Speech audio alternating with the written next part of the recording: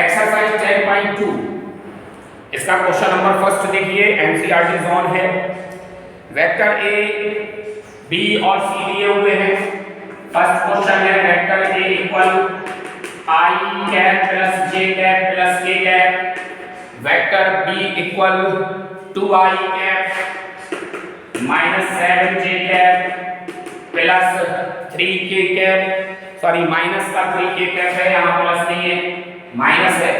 इसके बाद vector c equal 1/3, vector c equal 1/3 i cap plus 1/3 j cap और minus का 1/3 के कैप। ये तीन वेक्टर आपको दिए हुए हैं और क्वेश्चन में पूछा गया है कि इनके परिमाण ज्ञात कीजिए। पिछले वीडियो में मैंने बताया था आपको परिमाण कैसे निकलते हैं। इस वीडियो में क्वेश्चन के अकॉर्डिंग समझा रहे हैं। किसी भी जैसे वेक्टर ए का मापांक या परिमाण मॉड ए कहलाएगा, ये मॉड बी कहलाएगा, ये मॉड सी कहलाएगा। तो किसी भी सदिश का जब मापांक निकालेंगे जिसको परिमाण भी बोलते हैं तो वो अंडर रूट आई कैप के गुणांक का वर्ग धन जे कैप के गुणांक का वर्ग धन के कैप के गुणांक का वर्ग, और यहाँ पर जब इन तीनों को जोड़ेंगे तो रूट 3 आएगा। ये पहला आंसर आ गया। इसी प्रकार से mod b under root i cap के गुणांक का वर्ग 2 स्क्वायर, जे कैप के गुणांक का वर्ग -7 स्क्वायर प्लस के कैप के गुणांक का वर्ग -3 का स्क्वायर। ये हो जाएगा 2 स्क्वायर 4 -7 स्क्वायर 49 और -3 स्क्वायर 9। तो ये सभी को ऐड करने पर b का मापांक निकल कर आ रहा है √62। इसके बाद इसी प्रकार मॉड c निकालना है। मॉड c निकालेंगे तो अंडर रूट आई कैप के गुणांक का वर्ग धन जे कैप के गुणांक का वर्ग धन के कैप के गुणांक का वर्ग, तीनों के गुणांकों के वर्गों का योगफल का वर्गमूल हो जाता है। तो ये यहाँ पर 1/3 प्लस 1/3 प्लस 1/3 तीनों को बेटा जोड़ेंगे तो 1 निकल कर आएगा। तो इस क्वेश्चन में आपको ये बताया गया है कि किसी भी सदिश के मापांक कैसे निकाले जाते हैं। इसके बाद क्वेश्चन नंबर सेकंड, समान परिमाण वाले दो विभिन्न सदिश लिखिए। समान परिमाण वाले दो विभिन्न सदिश लिखना है अगर आपको तो सिर्फ इतना सा काम कि एक वेक्टर आपने i plus 2j minus k लिख दिया या प्लस लगा दिया, तो अपने मन से कुछ भी लिख सकते हैं। यहाँ i j k के गुणांक कुछ भी हो सकते हैं। और जब दूसरा आप सदिश रखेंगे, क्योंकि क्वेश्चन में कहा गया है इस वेक्टर के बराबर जो दूसरा वेक्टर है उसका मापांक बराबर है, परिमाण बराबर है, लेकिन सदिश डिफर होना चाहिए, अलग होना चाहिए।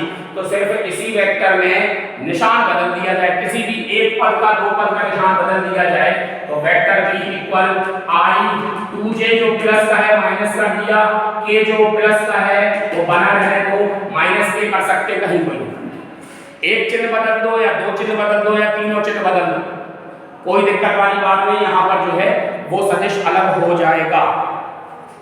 तीसरे क्वेश्चन में समान दिशा वाले दो विभिन्न सदिश लिखिए। अब ऐसे दो सदिश लिखना है जो समान दिशाओं में है, जिनकी दिशाएं समान हो। तो पहले वेक्टर अपना कोई भी लिख सकते हो। यहाँ पर मान लो हमने लिखा i plus j plus k, मान लो कुछ लोग ये लिख सकते हैं, कहीं कोई दिक्कत नहीं। इसमें सिर्फ दिशाओं को समान दिखाना है, परिमाण अलग अलग हो सकते हैं क्योंकि विभिन्न सदिश कहे गए। तो अब इसी सदिश में किसी संख्या का गुणा करते हैं, 2 का 3 का 4 का 5 का, जिसका करना तो 2 का गुणा करेंगे तो vector b equal 2i plus 2j plus 2। ऐसा करने से ये दोनों सदिशों की दिशाएं समान होंगी लेकिन इनके परिमाण अलग अलग होंगे, इसलिए ये भिन्न भिन्न सदिश होंगे। इसके बाद क्वेश्चन नंबर 4 में x और y का मान ज्ञात करना है और दिया हुआ है 2i प्लस 3j और xi प्लस yj समान है। क्वेश्चन नंबर 4 दिया हुआ है, गिवन है 3i प्लस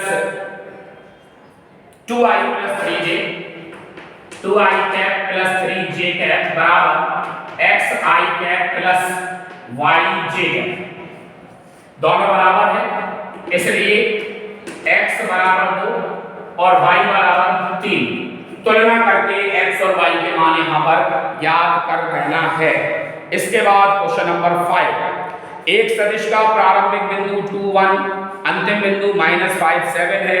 इस सदिश के अदिश एवं सदिश घटक ज्ञात कीजिए। इस सदिश के अदिश और सदिश घटक ज्ञात करना है। क्वेश्चन नंबर 5, एक सदिश है, उसका एक बिंदु दिया हुआ है 2, 1 और अंतिम बिंदु -5, 7। 2, 1 ये ए बिंदु ले लिया और ये बी बिंदु है -5, 7। ये दो बिंदु दिए हो, ठीक है। इसके बाद अब इससे वेक्टर बनाना है। बहुत गौर से देखने वाली बात है कि यहाँ पर बेटा जो दो बिंदु दिए हैं वो 2 डायमेंशन है, क्योंकि अगर 3 डायमेंशन बिंदु होगा तो उसमें x का मान, y का मान, z का मान दिया होगा।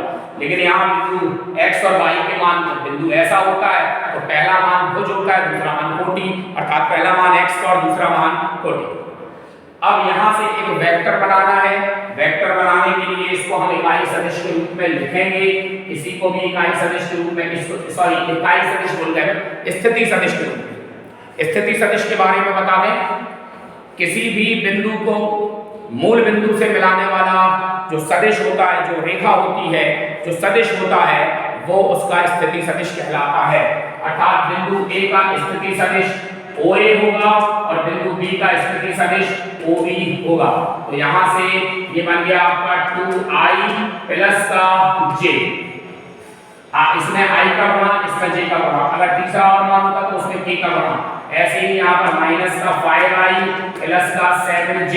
अब वेक्टर AB यहाँ बनाना है। क्वेश्चन में कहा गया वेक्टर AB याद कर लीजिए। तो वेक्टर AB के लिए फॉर्मूला होता है OB माइनस OA। बिल्कुल याद कर ले, यही होता है। किसी भी सदिश के दोनों किनारों के स्थिति सदिशों का अंतर होता है। पहले हेड का अर्थात बाद वाले का पहले लिखा जाता है और पहले वाले का बाद में नीचे माइनस आता है।